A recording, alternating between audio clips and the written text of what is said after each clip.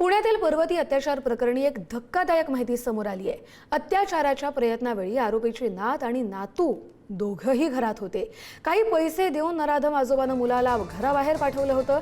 नाताला बाहेर पाठवून मुलीचे कपडे काढण्याचा या नराधम आजोबानं प्रयत्न केला। मुलीनं आरडाओरडा करताच शेजारी धावून आले। आरोपी नेहमी दारूच्या नशेत राहायचा। केटरिंगचं काम करत असल्याची देखील माहिती मिळाली आहे। चला चला चला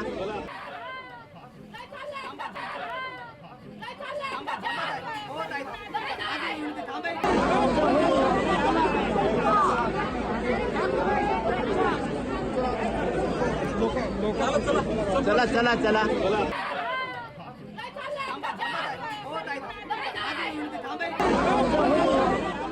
पुण्यातली ही कालची घटना।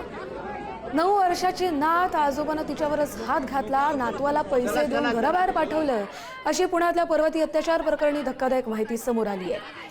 जेव्हा हे प्रकरण समोर आलं, मुलीनं आरडाओरडा केला, शेजाऱ्यांनी मध्यस्थी केली, तिथे पोहोचले आणि त्यानंतर हे सगळं प्रकरण समोर आलं।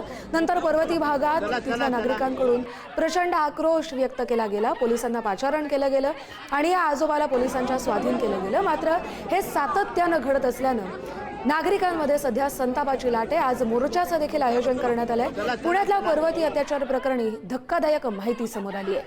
अधिक अपडेट घेऊया आपले प्रतिनिधी बालाजी पोद्दार यांच्याकडून। बालाजी, काही तांत्रिक अडचणी उद्भवत आहेत, त्यामुळे प्रतिनिधींशी संपर्क होऊ शकत नाही। मात्र अतिशय लाजिरवाणी अशी ही घटना। एक चिमुकली आपल्या घरातच सुरक्षित नाही असंच म्हणावं लागेल। पुन्हा एकदा जाऊया आपले प्रतिनिधी बालाजी यांच्याबरोबर, अधिकचे अपडेट जाणून घेऊया। बालाजी, कस्तुरी, काल नागरिकांच्या सतर्कतेमुळे या पीडितेवरचा जो अत्याचार होणार तो आणच टळलाय। मात्र अत्याचार करण्याच्या हेतूने या आरोपीने जी आहे ती कृती केल्याचं समोर आलेलं आहे। आपण पाहतोय की ज्यावेळेस हे सगळं अत्याचार करण्याचा प्रकार घडत होता त्यावेळेस त्या आरोपीचा नातू आणि ती नात दोघेही त्या घरात होते। मात्र त्या मुलाला जे आहे ते काहीतरी खाऊ आणायला पाठवून आरोपीने तिचे कपडे काढल्याचं पोलीस माहिती समोर आलेली आहे। त्यामुळे हा आरोपी त्या मुलीवर अत्याचार करण्यासाठीच ते सगळं करत असल्याचं आता समोर आलेलं आहे। अधिक तपास पोलीस करत आहेत। मात्र अशा पद्धतीने विकृती जी आहे ती पुण्यात सातत्याने वाढते आणि त्याचा संताप लोकांमध्ये आपल्याला पाहायला मिळतोय। नक्कीच हा संताप आता रस्त्यावर दिसतोय। धन्यवाद बालाजी, तुम्ही दिलेल्या सविस्तर अपडेटसाठी। पुण्यामध्ये 9 वर्षीय चिमुकलीवर आजोबाकडूनच अत्याचाराचा प्रयत्न झाला। पुण्याच्या पर्वती भागातील दत्तवाडी झोपडपट्टी परिसरातली ही संतापजनक घटना आहे।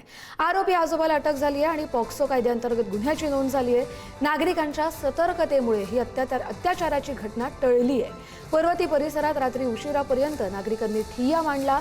नसरापूरची घटना अगदी ताजी असतानाच पुण्याच्या पर्वतीमध्ये चिमुकलीवर अत्याचाराचा प्रयत्न झाला।